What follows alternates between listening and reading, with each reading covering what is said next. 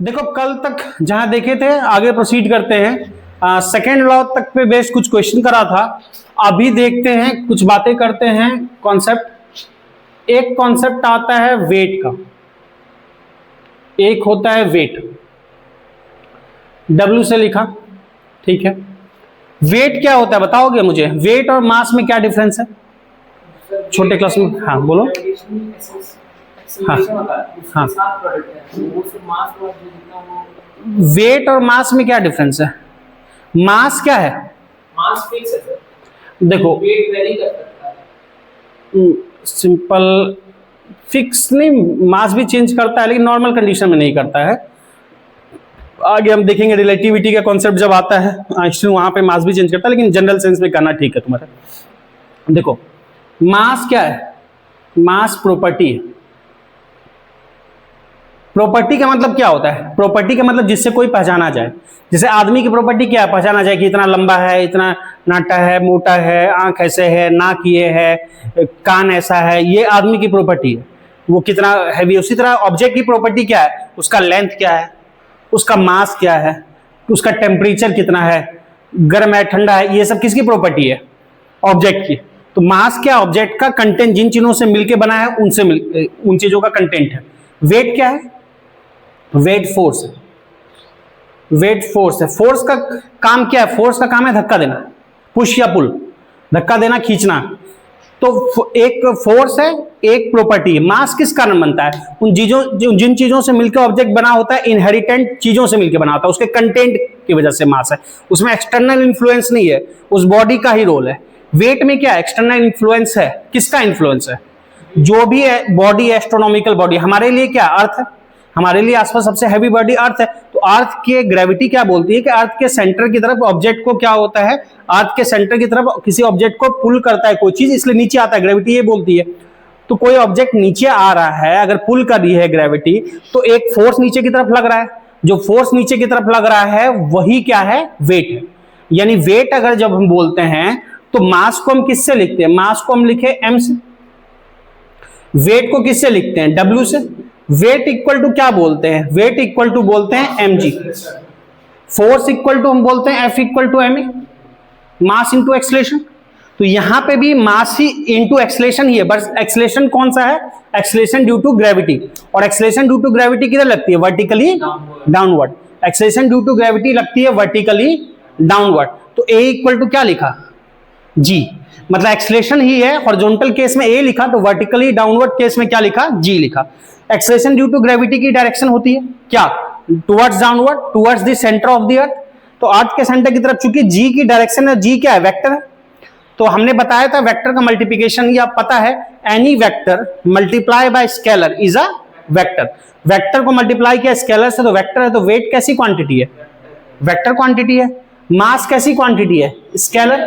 बताया भी था, समझाया भी था, जितनी फंडामेंटल क्वांटिटी है, सातों फंडामेंटल क्वांटिटी, वो क्या है? स्केलर। और वेट क्या है? वेक्टर है। इसका एसआई यूनिट मास का बोलेंगे तो एसआई यूनिट क्या होगा? SI unit KG, kilogram.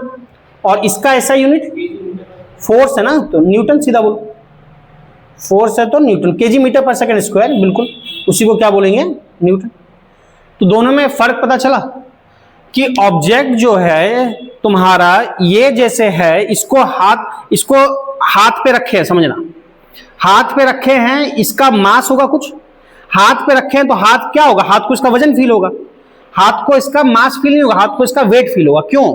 क्योंकि कोई इसको नीचे खींच रहा है, इस डस्टर को कोई नीचे खींच रहा है, ग्रेविटी नीचे खींच रही है।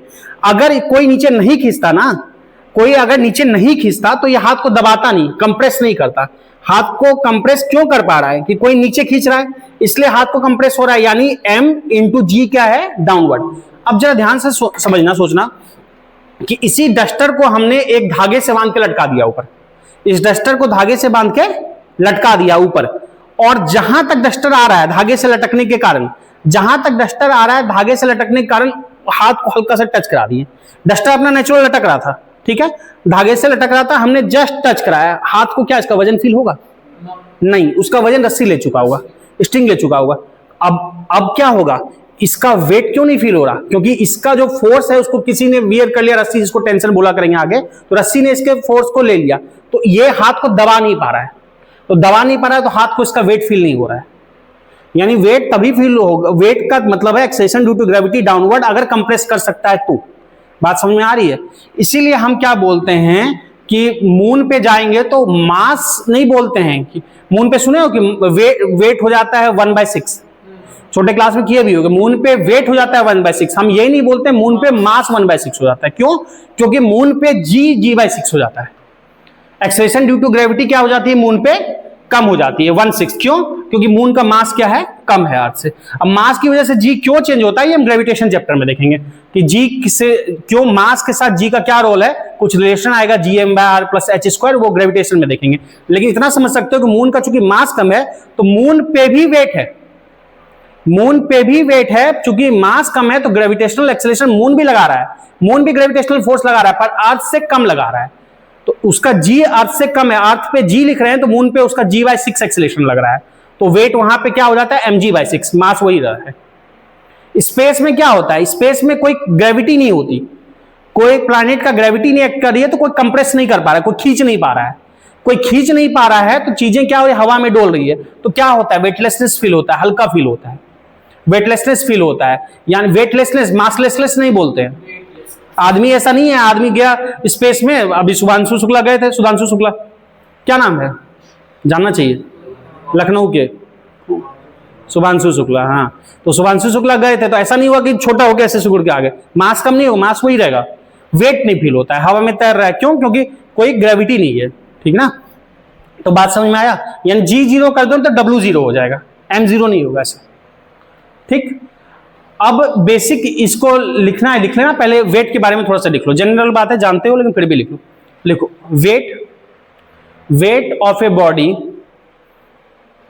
Wait of a body is a force, is a force, weight of a body is a force, is a force that pulls it, that pulls it, pulls it directly, that pulls it directly towards, directly towards a nearby astronomical body, directly towards a nearby astronomical body, a nearby astronomical body, towards a nearby, towards a nearby astronomical body, nearby astronomical body, body हमारे लिए वो astronomical body क्या है? अर्थ।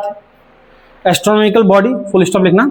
इन our everyday circumstances, in our everyday circumstances, in our everyday circumstances that astronomical body is earth, that astronomical body is earth, हमारे लिए वो astronomical body क्या है? अर्थ है। ठीक है ना? तो अर्थ जिस एक्सेलरेशन से खींचती है वो क्या होता है? अर्थ के लिए जब बात करेंगे तो वेट क्या बोलेंगे? mg। यही मून के लिए बोलेंगे तो mg/6 बोलेंगे। ठीक, अच्छा जी भी कहां है? ये बहुत हाइट पे नहीं है, ये अर्थ के सरफेस से पास में है। हम आगे जाके ग्रेविटेशन चैप्टर में देखेंगे अर्थ के सरफेस से बहुत हाइट ऊपर या डेप्थ में नीचे जाएंगे तो जी की वैल्यू चेंज भी करती है, 9.8 नहीं रह जाता या 10 नहीं रह जाता है रफली। वो बहुत हाइट पे लगभग देखेंगे, जब पढ़ेंगे वहां पे चैप्टर तो देखेंगे अर्थ के सरफेस से 32 किलोमीटर ऊपर जी लगभग 1% कम हो जाता है, या अर्थ के सरफेस से 64 किलोमीटर डेप्थ नीचे जी 1% कम हो जाता है। अर्थ के रोटेशन के कारण भी जी चेंज होता है, तो ये चीज वहां देखेंगे, उतना नहीं। अभी हम जी कांस्टेंट मानते हुए कर रहे हैं। तो बात समझ में आई? इसको नोट डाउन करना तो वो नोट कर लो, मास और ये सब। अब देखो कुछ क्वेश्चन करते हैं। एक्शन और रिएक्शन, न्यूटन थर्ड लॉ से देखा था, every action there is equal and opposite reaction which acts at two different bodies. Action reaction दो अलग अलग बॉडी पे एक्ट करता है, और एक्शन रिएक्शन के लिए कांटेक्ट होना बहुत जरूरी है। वो कैसा फोर्स है? Contact force. हम आगे बात भी करेंगे उसके बारे में, कांटेक्ट फोर्स के बारे में। तो अगर मैं इसको कांटेक्ट कर रहा हूं तभी इस पे एक्शन कर रहा हूं, और ये हाथ पे क्या कर रहा है? रिएक्शन कर रहा है। तो कुछ क्वेश्चन देखते हैं, समझते हैं जरा। मान लो दो ब्लॉक है, एक ब्लॉक ये है, इसके ऊपर एक ब्लॉक है, इसका मास है m1, इसका मास है से m2। इस ब्लॉक को नाम दे दिया A, इस ब्लॉक को नाम दे दिया B, ठीक। और नीचे जो सरफेस है इसको बोल दिया ग्राउंड, ये है ग्राउंड, नीचे है ग्राउंड, ग्राउंड पे रखा हुआ है। मेरा क्वेश्चन जरा देखना क्या है। एक क्वेश्चन है force on A due to B, FAB, एक है FGA, एक है FGB, 3 क्वेश्चन। पहला फोर्स FAB का मतलब समझ में आता है, force on A due to B, force on A due to B। दूसरा जो है FGA मतलब फोर्स ऑन G मैंने ग्राउंड को लिखा है, तो force on ground due to A। और तीसरा है FGB मतलब force on ground due to B। तीनों का मतलब समझ में आया। देखो इस तरह का क्वेश्चन पहले समझते हैं कि every action there is equal and opposite reaction. Force on A due to B, तो A और B के बीच लगने वाला फोर्स का बात कर रहे हैं, तो A पे B फोर्स कहां लगाएगा, जहां दोनों का कांटेक्ट होगा। दोनों का कांटेक्ट कहां हो रहा है, यहां हो रहा है। A और B का कांटेक्ट जरा समझो, यहां पे कहां हो रहा है, यहां हो रहा है। तो जहां पे कांटेक्ट होगा वहीं पे लगाएगा फोर्स। कैसे लगाएगा, B A पे अपने वेट के कारण लगाएगा। B A को अपने वेट से क्या करेगा, कंप्रेस करेगा, और जितने से कंप्रेस करेगा उतना ही रिएक्शन लौटा के क्या देगा, A देगा। तो A B के बीच फोर्स कहां लगेगा, यहां लगेगा। जो B को A जो है वो कितने से दबाएगा, मतलब A को B कितने से दबाएगा, अपने वेट से दबाएगा। और वेट क्या लगेगा, वर्टिकली डाउनवर्ड, कितना लगेगा, m2 इंटू जी। तो फोर्स ऑन ये m2g होगा। यहां पे force on A due to B क्या हो जाएगा, m2g। बात आ रही है समझ में, किसी को दिक्कत तो पूछो। अच्छा अगर कोई मुझसे पूछे force on B due to A, क्या बोलूंगा, हाँ मैं मुझसे पूछे FBA बताओ, ये फोर्स ऑन A बताए A को B दबाएगा कितने से, अपने वजन से। तो मैं पूछ रहा हूं force on B due to A बताओ, FBA बताओ। बालक न्यूटन थर्ड लॉ इक्वल ही होगा, every action there is equal and opposite reaction. अगर ये इसको अपने वेट से दबा रहा है तो ये उतना ही रिएक्शन इसको वापस देगा। तो A को B दबा रहा है अपने वेट से m2g से, तो इतना ही रिएक्शन m2g क्या देगा, ऊपर देगा। तो FAB पूछा जाए या FBA पूछा जाए एक ही बात है। बात समझ में आया कि जैसे मान लो ये हाथ है, क्या बनोगे, हाथी है। ये हाथ है, इस पे रखा हुआ है डस्टर, ठीक, और डस्टर पे रख दिया मार्कर, ठीक। तो कितना हो गया, हाथ हो गया मान लो ग्राउंड, डस्टर हो गया मेरा, नीचे क्या लिखे थे, A की B, नीचे लिखे थे A, तो डस्टर हो गया A और ये मार्कर हो गया B। मैं मार्कर और डस्टर के बीच लगने वाला फोर्स बता रहा हूं। तो डस्टर को कौन दबा रहा है, मार्कर दबा रहा है, कितना, अपने वेट से। तो इसका मास है m2 और नीचे G लगता है, तो m2G से दबाएगा। तो इन दोनों के बीच लगने वाला फोर्स क्या होगा, मार्कर डस्टर के बीच m2G, और इतना ही रिएक्शन क्या होगा, लौटा के देगा। इसको A बोला था, इसको B बोला था, ये बोला था ना। तो A B पे क्या लगाएगा, m2G, B भी A पे क्या लगाएगा, m2G। ये बात क्लियर हुआ सबको। सेकंड क्वेश्चन क्या है, FGA, ये बताओ कौन बताओगे, अभी बताओ। Force on G due to ground, force on G due to A। अब G का कांटेक्ट है A से, है। अब इसको पता नहीं है, ग्राउंड को पता नहीं है कि इसके ऊपर कोई रखा है कि नहीं रखा है। ग्राउंड को जितना से कंप्रेशन मिलेगा, कंप्रेस कौन कर रहा है, डस्टर कर रहा है, जितना से कंप्रेशन मिलेगा उतना ही रिएक्शन वापस लौटा के दे देगा। तो इसको कंप्रेशन किसका मिलेगा, डस्टर का मिलेगा और मार्कर का मिलेगा। दोनों मिलके दबाएगा ना हाथ को, दोनों मिलके ग्राउंड को दबाएगा, उतना ही रिएक्शन क्या होगा, वापस देगा। हाथ को पता नहीं है कि ये खाली डस्टर रखा है कि डस्टर के ऊपर भी कोई रखा है। तो इसका भी वजन होगा प्लस इसका भी वजन, दोनों का वजन मिलकर एक्शन करेगा, वही रिएक्शन क्या होगा, वापस देगा। तो कितना होगा, m1g और इसका m2g, तो m1g प्लस m2g। बात समझ में आ रही है कि अगर मैं यहां बोलूंगा तो फोर्स A और ग्राउंड का कांटेक्ट कहां है, A ग्राउंड का कांटेक्ट यहां है, इस जगह पे A ग्राउंड का कांटेक्ट है। तो यहां पे क्या होगा, यहां पे ये भी दबा रहा है और ये भी, तो m1g भी प्लस m2g, दोनों का वजन ये फील करेगा ग्राउंड और उतना ही रिएक्शन देगा। तो FGA क्या बोलेंगे, m1g प्लस m2g, या फिर दोनों में से G को कॉमन ले लो, क्या लिखोगे, m1 plus m2 into G। बात आ रही है समझ में। अगर मैं इसी में पूछूं एफ ए जी क्या होगा? एफ ए जी सेम होगा, force on G due to A, third law action equal to reaction, जितना फोर्स ग्राउंड पे ए लगाएगा उतना ही ये क्या होगा, ग्राउंड का कांटेक्ट ए से ए को वापस देगा, वो कितना होगा, इक्वल टू एफ ए जी पूछा जाए तो ये भी वही वैल्यू होगा, ए ड्यू टू ग्राउंड, जितना एक्शन हुआ उतना ही एक्शन लौटा के देगा। पहले बोलो इतनी बात समझ में आ रही है? थर्ड का कौन बताएगा आंसर? ये तो सर ये ग्राउंड ये भी पता वही हो जाएगा, जल्दी बताओ। बी तो अकेला नहीं करना है, कहीं भी चलो इसका आंसर मैं लिख देता हूं, बताओगे क्यों? जीरो।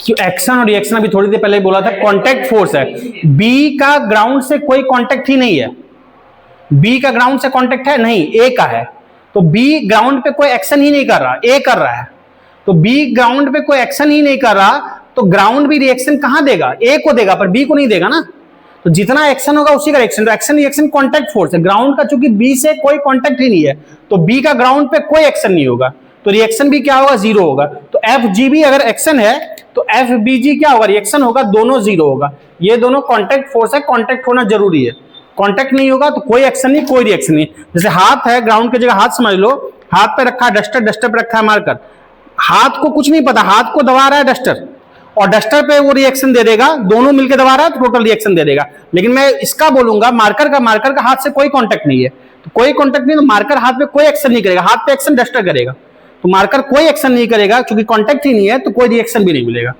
समझ में आ रही है बात? तो ये क्या होगा, जीरो। पहले बोलो ये क्लियर है कहानी? तो सीधा सा जिसके बीच भी फोर्स बोला जाए ना, ए बी, बी जी, ए जी, जहां भी जिसके बीच बोला जाए, सीधा उन दोनों के बीच के सरफेस पे आ जाओगे, जिन दो का नाम लिखा है, ए बी तो ए बी के बीच का सरफेस, ए ग्राउंड तो ए के ग्राउंड के बीच का सरफेस, वहां पे जो एक्शन होगा उतना ही रिएक्शन मिलेगा। इतनी बात समझ में आ रही है, क्लियर है? ठीक है,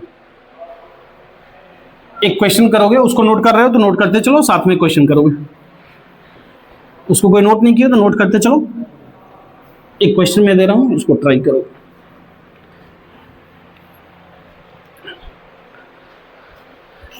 मान लो कई सारे ब्लॉक है, एक के ऊपर एक ब्लॉक रखा है या सिक्का रखा, जो भी ब्लॉक ही रखा है, चलो 1 2 3 4 5 6 7 8 9, ठीक है। अब मान लो सब एक ही जैसा है, थोड़ा साइज ड्राइंग थोड़ा ज़्यादा ही अच्छा है, थोड़ा साइज बड़ा छोटा लग सकता है, लेकिन समझ लेना, भावनाओं को समझना, सब एक है। तो ये 9 ब्लॉक है, सब एक ही साइज का है मान लो, ठीक है, और हर एक का वजन है 10 ग्राम ईच, हर एक का वजन है कितना, 10 ग्राम, मतलब मास, हर एक का मास है 10 ग्राम। सबका नाम लिखा है। मेरा क्वेश्चन क्या है यहाँ पे, क्वेश्चन है आपको बताना है F5-6, मैं 5-6 बोलूं या 6-5, क्वेश्चन मेरा वही रहेगा। Force on fifth due to 6, force on fifth block बताना है ड्यू टू 6। 1 मिनट ट्राई करो, नोट करके ट्राई करो। देखो कुछ नहीं करना है, सीधा जैसे F5-6 बोला मतलब force on fifth block due to 6, या उल्टा भी दे दे तो एक्शन का रिएक्शन एक होता है, F6-5 बोले तो भी उतना ही होगा। कुछ नहीं देखना, 5-6 लिखा है ना, तो 5 और 6 के बीच चले जाओ। 5-6 का जहां कांटेक्ट हो रहा है, कहां कांटेक्ट हो रहा है, यहां हो रहा है, तो यहां पे क्या लगेगा, कांटेक्ट फोर्स लगेगा। तो 5 और 6 का जहां कांटेक्ट हो रहा है वहां पे एक्शन होगा, उतना ही रिएक्शन क्या होगा, वापस मिलेगा। तो खैर 5 और 6 का कांटेक्ट यहां पे इस जगह पे, तो इस जगह पे जो फिफ्थ है ब्लॉक, उसको क्या कितना का वजन फील होगा, उसको पता नहीं कि केवल 6 है या उसके ऊपर भी को रखा है, उसके ऊपर जितना रखा है इसका वजन प्लस इसका वजन प्लस इसका वजन प्लस इसका वजन, इन चारों का वजन फील होगा, इसको इन चारों का वजन फील होगा। तो F5-6 क्या बोलेंगे, एक का वजन 10 ग्राम, इसका भी 10, इसका भी 10, इसका 10, 4 है ना, तो कितना होगा 40 ग्राम, 40 ग्राम। तो F इक्वल टू क्या होता है, mg, तो m कितना हो गया 40 gram, 40 gram into F equal to mg into g। अब ऐसा यूनिट में अगर बदलना है तो ग्राम को अगर केजी में बदलोगे तो 40 बाय क्या करोगे 1000, और जी कुछ नहीं कहा गया तो 10 ले सकते हो, या रफली 10 लेना, एग्जैक्टली बोला जाए तो 9.8 ले लेंगे, तो जो भी मतलब रफली 10 ही लिया। तो कितना हो जाएगा, ये 0 0 गया तो 0.4, ये गया ये गया ये गया, ये कितना आ जाएगा 0.4 न्यूटन। पहले बताओ ये सबको क्लियर है, 0.4 न्यूटन। ठीक है, अगर इसी तरह से मैं कुछ भी पूछ दूं, जरा बताओ, मैं पूछूं F34, अगर क्वेश्चन में यहां कर दूं F34, तो किसके बीच बोला गया, 3 और 4 के बीच का। तो 3 और 4 के बीच क्या लगेगा, जितना 4 कंप्रेस करेगा, तो 4 अपने ऊपर सबके कारण कंप्रेस कर, 3 4 बोलूं तो कहां आ जाएंगे, यहां आ जाएंगे। तो यहां इसके ऊपर क्या, 1 2 3 4 5 6 6, तो 60 ग्राम इंटू जी, तो 0.6 आएगा। समझ में आ रही बात, जिसके बीच बोला जाएगा उन दो के बीच क्या सरफेस पे आ जाओगे, वहां जितना एक्शन होगा उतना ही रिएक्शन होगा। ठीक है, अगर यहां पूछ देता मैं F65 तो भी आंसर क्या होता, यही होता। ठीक, अच्छा इसको ऐसे भी लिखा जाता है, जरा देखना, इसी आंसर को F56 एक तरीका ऐसे भी लिखने का है, डिपेंडिंग अपॉन ऑप्शन आपको क्या जरूरत है। 4 हुआ तो क्या हुआ 40, इसको ऐसे भी लिखते हैं 40 ग्राम वेट, इसको पढ़ते हैं 40 ग्राम वेट। आप बोलोगे फोर्स की यूनिट तो ग्राम नहीं होती न्यूटन, इसका कहने का सेंस होता है कि 40 ग्राम जितना फोर्स लगा रहा है, वेट भी फोर्स है, 40 ग्राम जितना वेट लगा रहा है, जितना फोर्स लगा रहा है, हम उसकी बात कर रहे हैं। तो इसको ऐसे भी लिखा जाता है 0.4 न्यूटन, तो ठीक है, इसको ग्राम वेट का मतलब ये ग्राम वेट, जी इंट्रोड्यूस हो गया, तो इसको ऐसे भी लिखा जाता है 40 ग्राम वेट। मैं पूछता यहां कुछ भी, मान लो 7 8, तो 2 ऊपर है तो 20 ग्राम वेट। समझे बात को, ये यूनिट, इसका मतलब है कि ये इतना ग्राम जो फोर्स लगा रहा है, या फिर फोर्स ही क्या वेट है, जितना वेट एग्जर्ट कर रहा है, हम उसकी बात कर रहे हैं। ठीक, जैसे कि आप लोग कई बार सुने होंगे, आगे जाके फ्लूइड चैप्टर में देखेंगे, या ऐसे सुने होंगे कभी कि 760 mm ऑफ Hg मर्क्यूरी या 20 मीटर ऑफ H2O।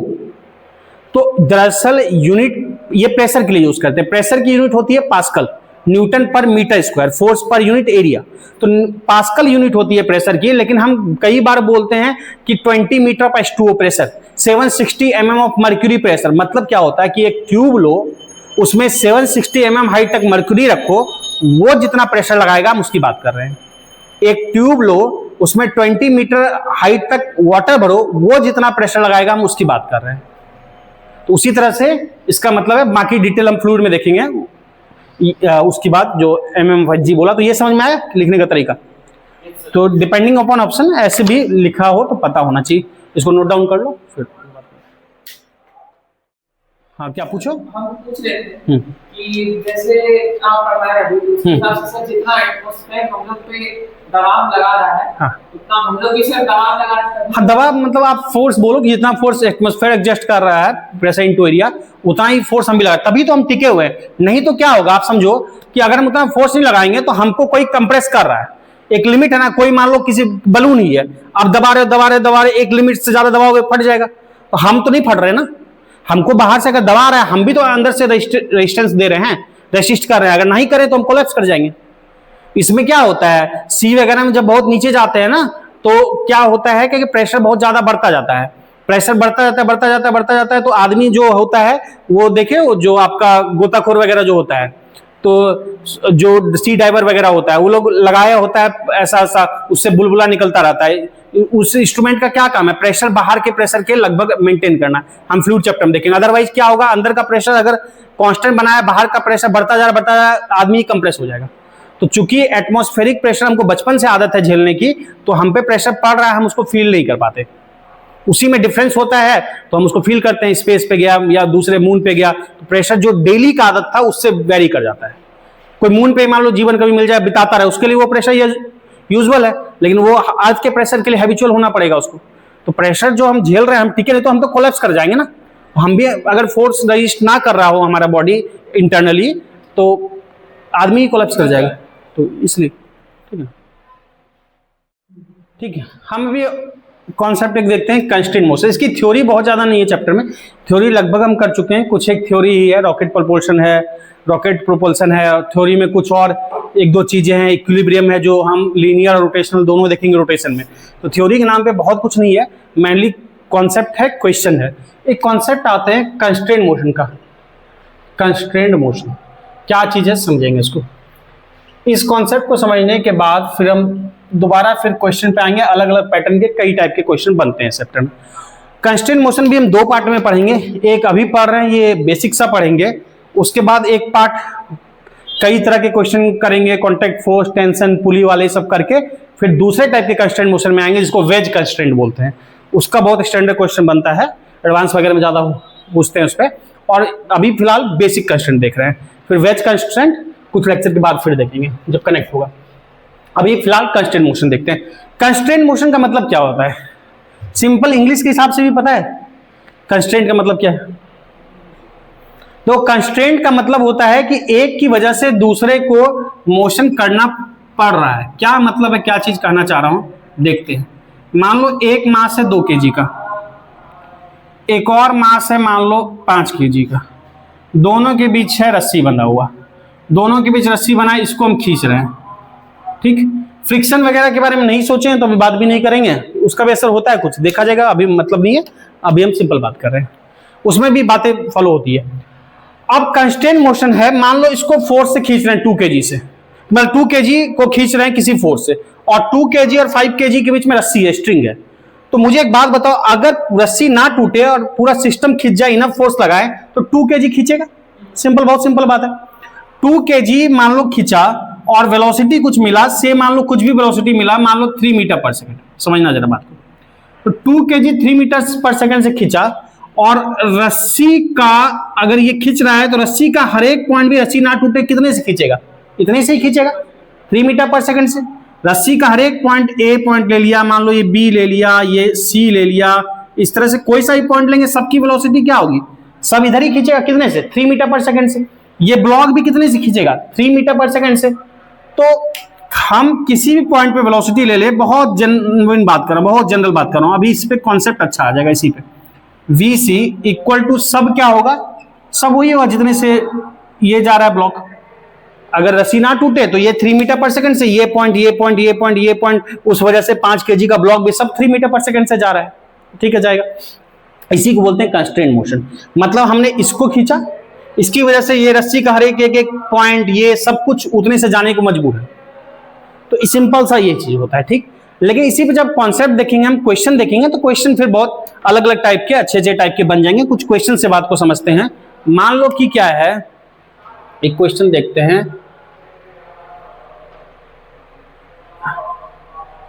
एक मान लो ब्लॉक बना लिया, समझना, और एक लपेट दिया पुली। पुली देखे हो कोई?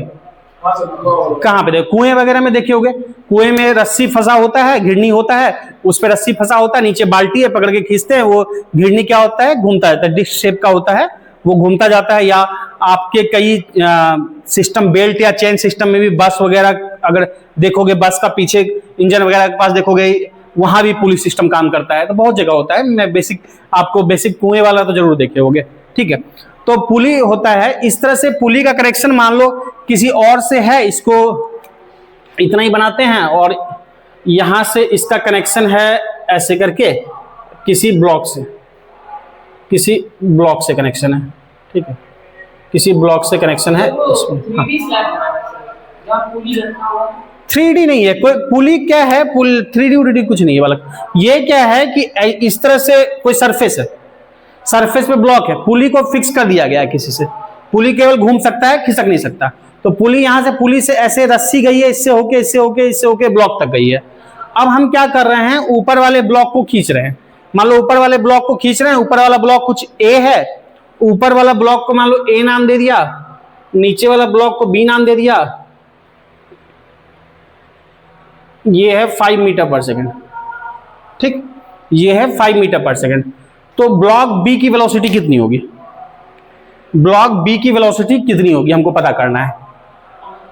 नहीं, जरा समझना, ब्लॉक B की वेलोसिटी ऊपर नहीं जा रहा, रस्सी इनफ लंबाई है, ये इधर जा रहा है, ये ब्लॉक क्या खिसकेगा? इस पे खिसकेगा, सरफेस पे। अगर ये इधर जाएगा ना तो ब्लॉक अपने इस सरफेस पे खिसकेगा। ठीक, तो ब्लॉक इस सरफेस पे जो खींच रहा है वो कितनी वेलोसिटी से खींच रहा है हमको बताना है।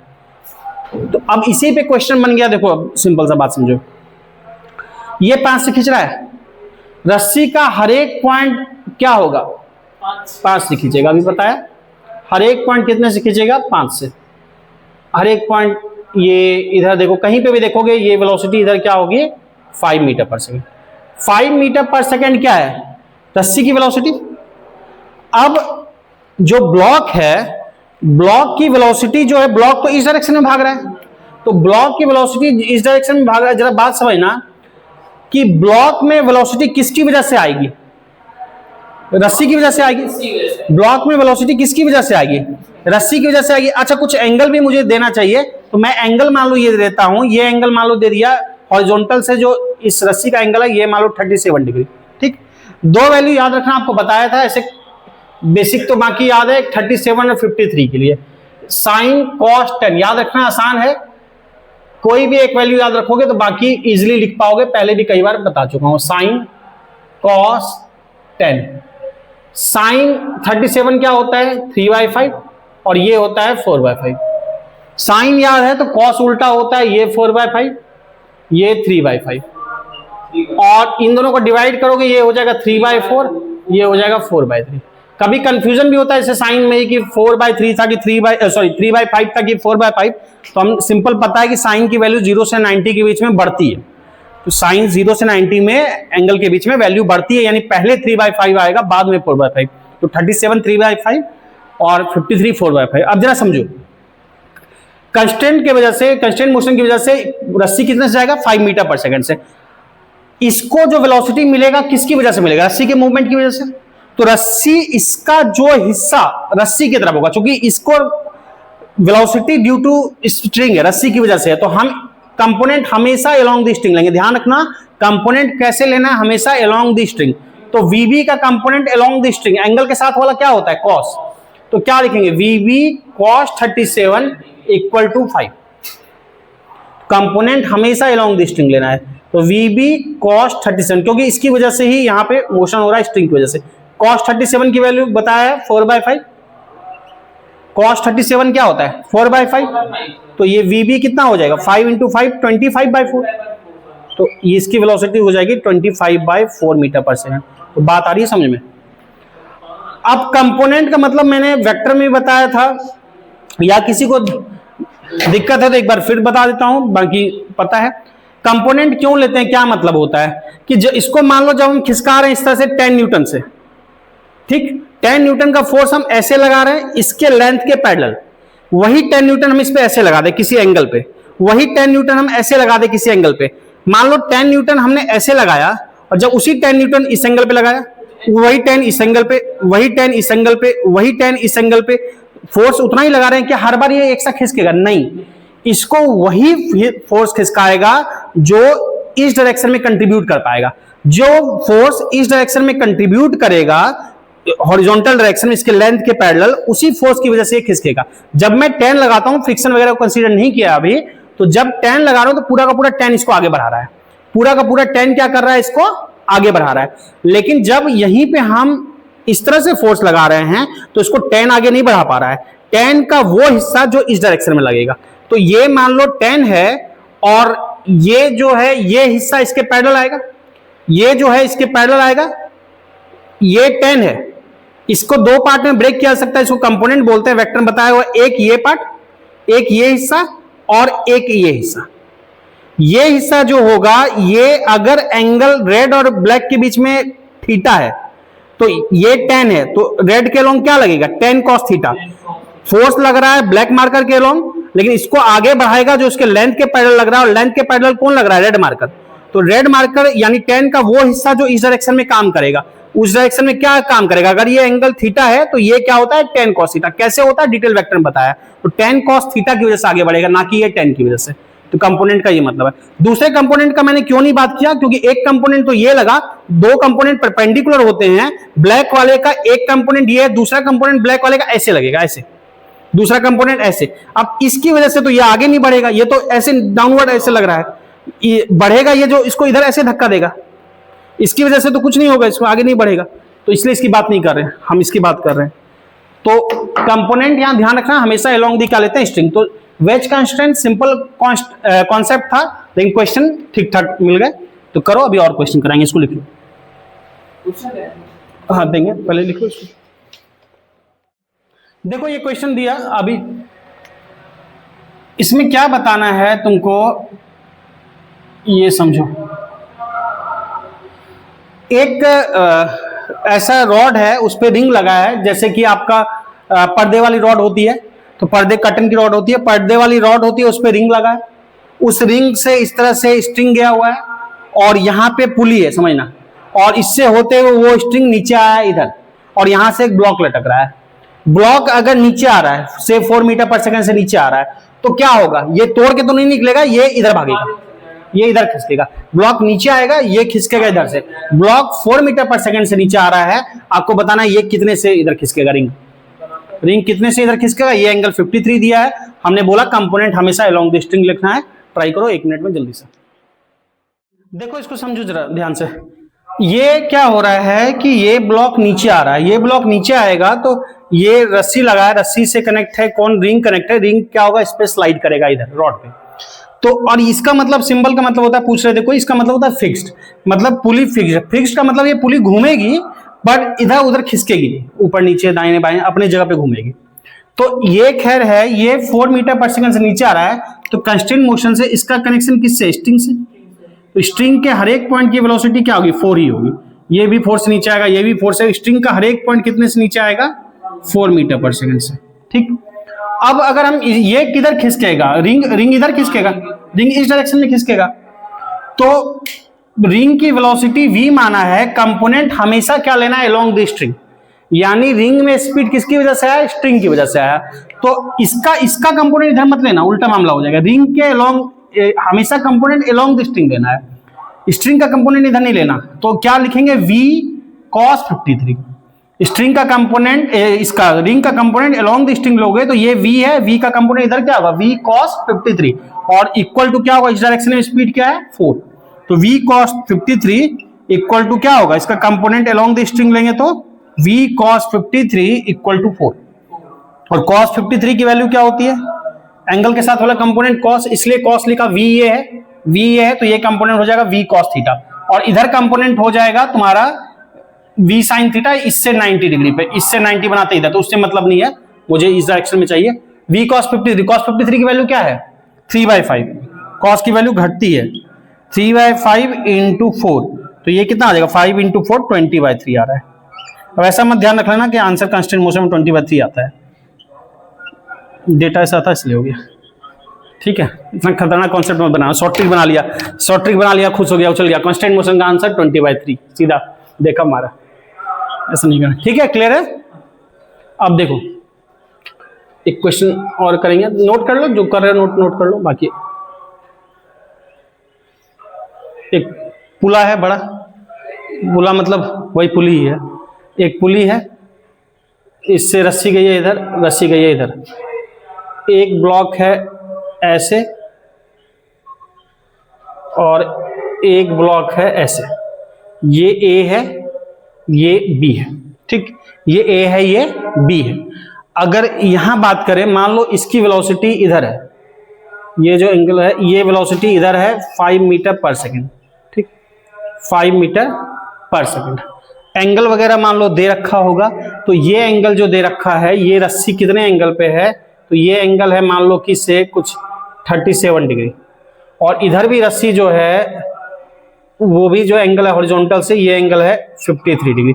अच्छा एक बात बताओ कि क्या हो रहा है, ए को खींचा जा रहा है किधर, 5 मीटर पर सेकंड से ए जा रहा है किधर, क्वेश्चन में दिख रहा है ए जा रहा है इधर, 5 मीटर पर सेकंड से ए इधर जा रहा है। तो ऐसे में क्या होगा कि रस्सी, इससे रस्सी खींचेगी, समझो पुली के ऊपर ऐसे रस्सी गया है, तो ये खींचेगा, तो ये किधर होगा, बी इधर भागेगा।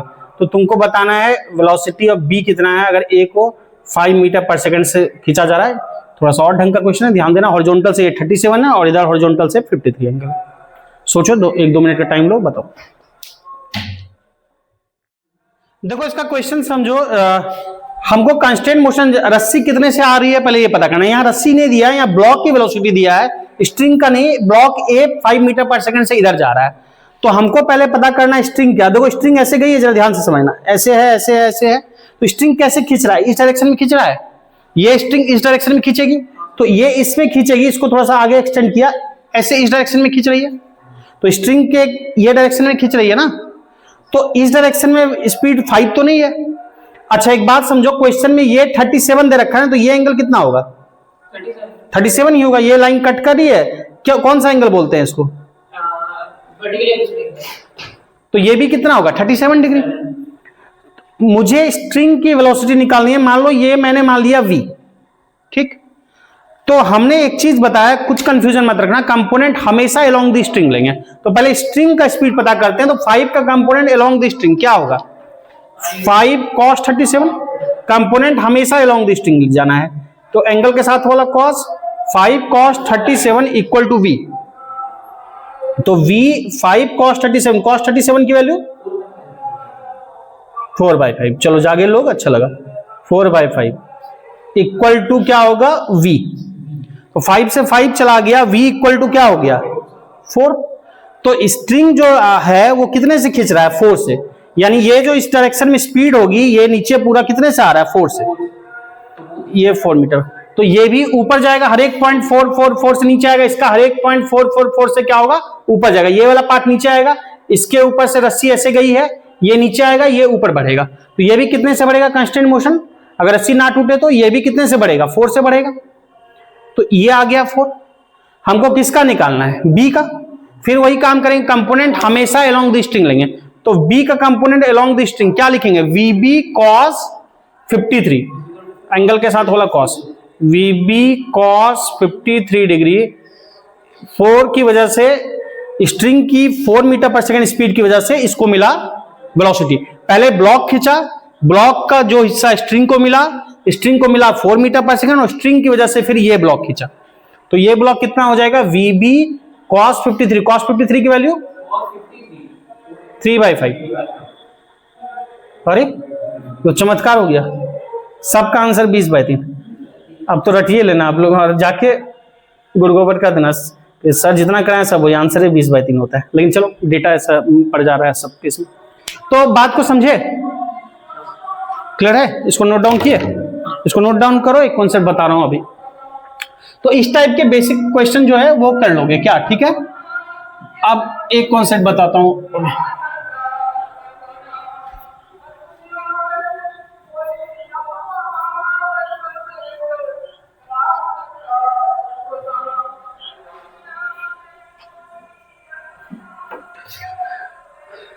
लिख रहे हो क्या? हो गया? एक कॉन्सेप्ट समझो जरा, सिंपल सा।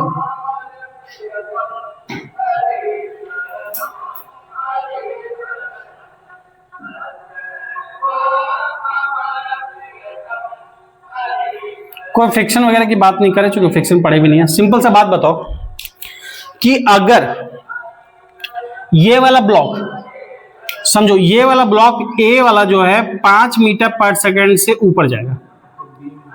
ए अगर 5 से ऊपर जा रहा है तो ये क्या होगा? नीचे आएगा। कितने से?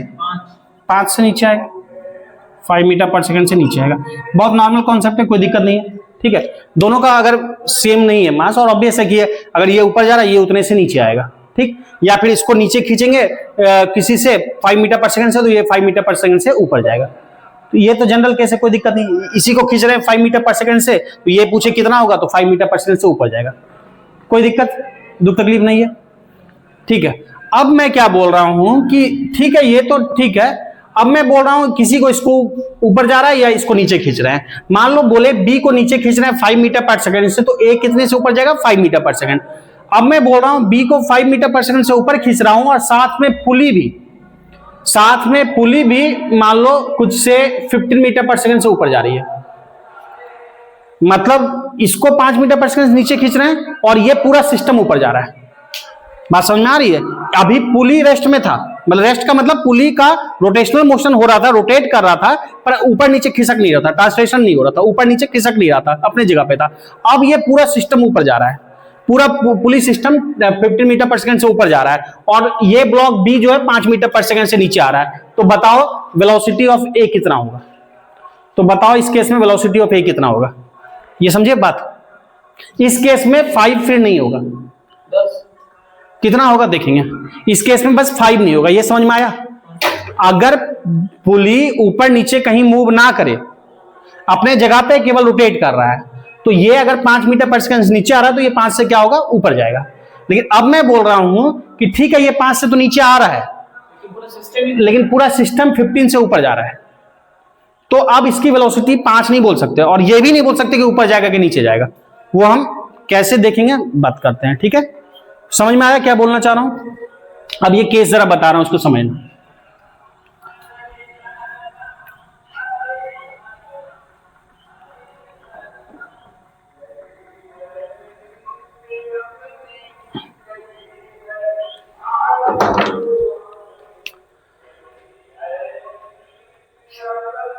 जा भाई, बड़ा पुली बना दिया, कोई बात नहीं, या चलो बना भी दिए तो कोई बात नहीं। ये अब देखो, समझो जरा, ये मान लो ए ब्लॉक है, ये बी ब्लॉक है, ये पुली को हमने पी से लिख दिया, ए ब्लॉक बी ब्लॉक, पुली को लिख दिया पी से।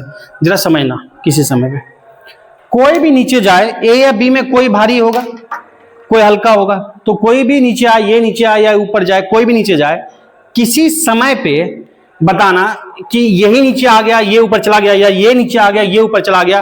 तो किसी समय टी पे, एट एनी टाइम टी, जब हमने देखा किसी समय प्रोसेस चल रहा है इसके नीचे आने का, इसके ऊपर जाने का, या तो उस केस में कुछ लेंथ होगा इसका जो इधर रहेगा। समझना जरा, पुलिस नीचे कुछ लेंथ रहेगा इसका, कुछ लटका हुआ लेंथ रहेगा ना बी के तरफ में, बी के तरफ में कुछ लटका लेंथ रहेगा, और कुछ ए के तरफ में भी लेंथ लटका हुआ रहेगा। तो ए के तरफ में जो लेंथ लटका हुआ है हमने बोला कुछ से x1, बी के तरफ भी कुछ लेंथ लटका हुआ रहेगा, ध्यान समझना इसको ध्यान से, उसको बोला x2। और रस्सी कहीं पे और है, रस्सी क्या खत्म हो गया रस्सी, इसके ऊपर भी तो रस्सी है ना, इसके ऊपर भी रस्सी है, इसको बोल दिया L। ये बात समझ में आ रही है? टोटल मान लो रस्सी 10 सेंटीमीटर की रस्सी थी, या से कुछ भी था 20 सेंटीमीटर की रस्सी थी, तो अगर मान लो 10 सेंटीमीटर की रस्सी थी, किसी समय में मान लो इधर ज्यादा मास है तो ये नीचे आएगा, वेट ज्यादा होगा। तो 10 सेंटीमीटर की रस्सी थी, मान लो इधर जो है, इधर हो गया 5 सेंटीमीटर, इधर हो गया 2 सेंटीमीटर, इस पे कितना रहेगा 3 सेंटीमीटर। बात समझ में आ रहा है? टोटल रस्सी इन्हीं 3 भाग में बटेगी ना, कुछ ए बी के साइड रहेगी, कुछ ए के साइड रहेगी, और कुछ पुली के ऊपर रहेगी, यही होगा। आपको यह बात समझ में आ रहा है कि x1 प्लस x2 किसी भी टाइम पे देखेंगे तो जो हिस्सा एक तरफ लटका होगा, प्लस जो हिस्सा दूसरी तरफ लटका होगा, प्लस जो हिस्सा पुली पे होगा, ये तीनों लेंथ का सम कांस्टेंट होगा। ये बात समझ में आ रही है? रस्सी की टोटल लेंथ तो यही है ना, रस्सी की टोटल लेंथ तो कम ज्यादा नहीं हो जाएगी ना, हो सकता है x1 बढ़ जाए, x2 कम हो जाए, या x2 बढ़ जाए x1 कम हो जाए, लेकिन टोटल लेंथ तो जितना रस्सी 10 सेंटीमीटर की वही रहेगी ना। रस्सी इन्हीं 3 पार्ट है, कुछ पार्ट इधर रहेगा, कुछ इधर रहेगा, कुछ पुली के ऊपर रहेगा, और ये मिलकर रस्सी की टोटल लेंथ होगी। और रस्सी की टोटल लेंथ क्या रहेगी? कांस्टेंट रहेगी। ये बात समझ में आ रहा है? अब दोनों साइड क्या करते हैं, डिफरेंशिएट कर देते हैं। Now differentiating both sides, differentiating both sides with respect to T, दोनों साइड टी के रिस्पेक्ट में डिफरेंशिएट कर दिए। तो डिफरेंशिएट जब टी के रिस्पेक्ट में कर दिए तो क्या होगा जरा बताओगे मुझे? लिखेंगे dx1 by D T plus dx2 by D T, बताना जरा, plus dl by D T equal to d constant by D T.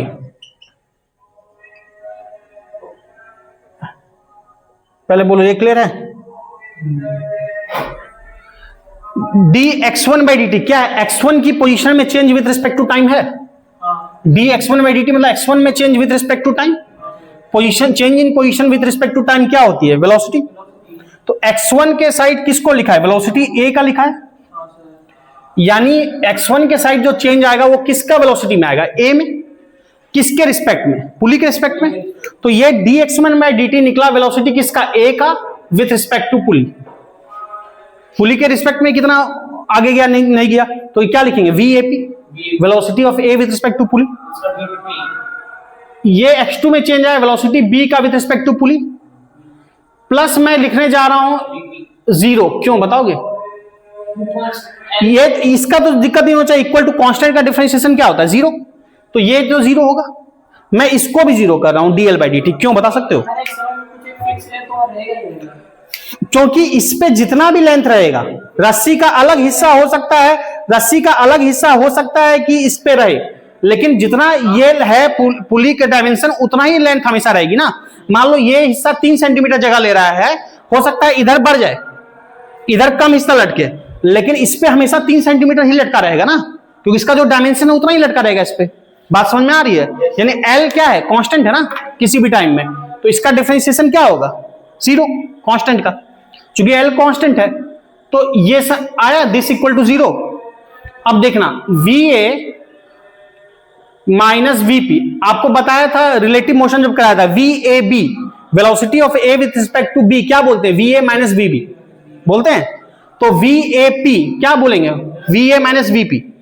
उसी तरह से VBP ये बताया है रिलेटिव में, VB minus VP velocity of B with respect to pulley क्या बोलेंगे, VB माइनस VP।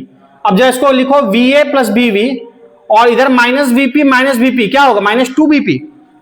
इस तरफ ले जाएंगे तो क्या हो जाएगा, प्लस 2BP ये होगा। तो इसलिए VP क्या हो जाएगा, VA प्लस VB बाई 2। यानी एक रिलेशन आया वेलोसिटी ऑफ पुली क्या होगा, अगर पुली भी मूव करने लगे तो VP equal to VA plus VB by 2। यानी कि रिलेशन क्या आया, हम ये रिलेशन ध्यान रखेंगे कि पुली की वेलोसिटी इक्वल टू एक साइड की वेलोसिटी प्लस दूसरे साइड की वेलोसिटी बाय 2। क्लियर है ये बात? अब इसे अप्लाई करते हैं, यहां पे इस एग्जांपल में अप्लाई करते हैं। बस ध्यान ये रखना है वेलोसिटी कैसी क्वांटिटी है, वेक्टर, तो डायरेक्शन को ध्यान रखते आएंगे। मतलब किसी भी एक डायरेक्शन को प्लस मानेंगे तो दूसरा क्या हो जाएगा, माइनस। हमको जो भी इच्छा, अपवर्ड प्लस मानेंगे तो डाउनवर्ड माइनस हो जाएगा, डाउनवर्ड प्लस मानेंगे तो अपवर्ड माइनस हो जाएगा। अब इस क्वेश्चन में देखो हमको क्या दिया था, पुली की वेलोसिटी दे रखी है ना, 50 मीटर पर सेकंड से पुली ऊपर जा रहा है, ये दिया था। बी ब्लॉक 5 मीटर पर सेकंड से नीचे जा रहा था, ये दिया था। और हमको ए की वेलोसिटी बतानी थी क्या है, यही ना। किसको प्लस मानना चाहते हो, अपवर्ड की डाउनवर्ड, जल्दी बताओ। जिसको मानना चाहो, अपवर्ड प्लस मान रहे हो, ठीक है। तो अपवर्ड को हमने मान लिया पॉजिटिव, हमने एज्यूम किया कि अपवर्ड क्या है, पॉजिटिव। बस ध्यान रखना क्वेश्चन में कि अपवर्ड हमेशा पॉजिटिव रहेगा। एक ही क्वेश्चन में अपवर्ड को पॉजिटिव, डाउनवर्ड नेगेटिव, अपवर्ड को पॉजिटिव और डाउनवर्ड को पॉजिटिव, दोनों एक ही क्वेश्चन में नहीं कर देंगे। जो डायरेक्शन फिक्स कर दिया पूरे क्वेश्चन में वही रहेगा। तो अपवर्ड को उस क्वेश्चन में क्या किया, पॉजिटिव। अब फॉर्मूला क्या देखा, वेलोसिटी ऑफ पुली, अभी देखा ना, VA प्लस VB बाई 2, यही फॉर्मूला देखा ना।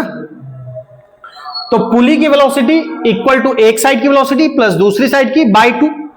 अपवर्ड को हमने प्लस लिखा है, पुली की वेलोसिटी कितना है 15, अपवर्ड की डाउनवर्ड, क्वेश्चन में क्या दे रखा, अपवर्ड, अपवर्ड को लिखा है प्लस, तो क्या लिखेंगे प्लस 15। वेलोसिटी ऑफ ए क्या है निकालना है, पता नहीं जो भी होगा। बी अपवर्ड है कि डाउनवर्ड है, डाउनवर्ड, डाउनवर्ड को क्या लेंगे माइनस। अगर अपवर्ड प्लस लिखे हैं तो डाउनवर्ड क्या कर देंगे माइनस 5 बाई 2। बात समझ में आ रहा है? तो VA यहां से सॉल्व करो, तो VA कितना हो जाएगा, 15 2 उधर जाएगा 30, 15 इंटू 2 30, और 30 और ये उधर जाएगा, क्या हो जाएगा, कितना होगा जल्दी बताओ, 50 इंटू 2 30, खतरनाक कैलकुलेशन वाला, 35 ना, 35 VA माइनस 5 और 15 दूना 30, 50 इंटू 30, तो VA इक्वल टू क्या हो जाएगा 30 प्लस 5 35। बात समझ में आ रही है? ए की वेलोसिटी क्या आ गई 35। अब 35 प्लस आया मेरा आंसर की माइनस आया, प्लस आया। प्लस हमको ने किसको माना था, अपवर्ड को, तो प्लस आया, मतलब ये 35 से ऊपर जाएगा अपवर्ड। तो इसकी स्पीड हो जाएगी 35 मीटर पर सेकंड अपवर्ड। हम लोग लगा रहे थे इसलिए 5 ही रहा। हाँ ये तो क्वेश्चन में गिवन है ना, 2 गिवन होगा तभी तीसरा अननोन निकाल पाओगे ना। मान लो 3 में अननोन में से एक ही गिवन होगा, 2 तो नहीं निकाल पाओगे ना, कम से कम 2 पता होना चाहिए। तो अगर पहले केस में ये केवल 5 से नीचे आ रहा था, 5 से ऊपर जा रहा था, अब पुली भी मूव करने लगा, पुली 15 से मूव करने लगा, तो इसकी वेलोसिटी फिर कितनी हो गई, इसकी वेलोसिटी 35 प्लस आया, इसका मतलब क्या है अपवर्ड, यानी ये 35 से क्या जाएगा ऊपर जाएगा। अब बोलोगे अच्छा ये नीचे आएगा ये तो ऊपर जाएगा सर, नहीं, हमारे डेटा पे ऐसा है, हमने डेटा ऐसा दिया, ऐसा भी हो सकता था कि VA क्या आता हमारा नेगेटिव आता, VA अगर नेगेटिव आता तब ये कितना हो जाता, VA अगर नेगेटिव आता तो उतना से नीचे होता। तो उस पर भी हम क्वेश्चन करेंगे, उस पर भी। तो ये बात समझ में आई, क्लियर है कैसे कॉन्सेप्ट लगेगा, इसको नोट कर लो। आज के लिए इतना ही रहने देते हैं, कल फिर इसमें कंस्ट्रेंट मोशन में इस पैटर्न पे और 2-4 क्वेश्चन करेंगे और फिर आगे आपका प्रोसीड करेंगे, रेगुलर लेक्चर आता जाएगा। कल के लेक्चर में शुरुआत के थोड़े पार्ट में शायद कुछ प्रॉब्लम रहा होगा, साउंड क्लियर नहीं है, 10-15 मिनट के बाद फिर सेकेंड पार्ट में साउंड क्लियर है। तो ठीक है, बाकी दिन क्लियर होगा साउंड और आगे लेक्चर आता रहेगा। ठीक है।